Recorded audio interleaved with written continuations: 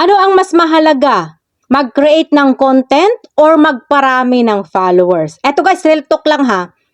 Karamihan doon sa mga nag-uumpisa pa lamang, nagfo-focus sila sa follow to follow or yung pagpaparami ng followers, which is hindi po yan ang magandang simula para lumago yung account mo. Dahil ang followers guys is number lang po yan na nakadisplay sa ating account. At hindi po lahat ng followers mo ay manonood sa mga videos mo. Kaya yung views mo na-stuck ka na sa 100 views, 200 views o di kaya 300 views. Dahil nga bumababa po yung visibility natin kapag palagi tayong nakikipag-follow to follow. Hindi po tayo kikita or hindi po tayo babayaran ni Meta dahil lang sa bilang ng followers natin. Kikita po tayo mula sa performance ng ating mga content at magkakaroon po tayo ng organic followers mula sa ating mga content.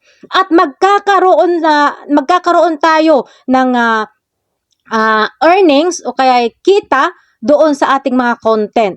At magkakaroon tayo ng views mula sa ating mga content.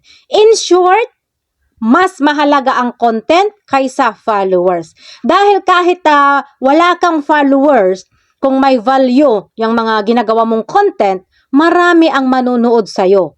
Marami yung manonood na followers at saka non-followers. At mas tumataas yung visibility mo kapag naging consistent ka sa pag-upload ng mga valuable content.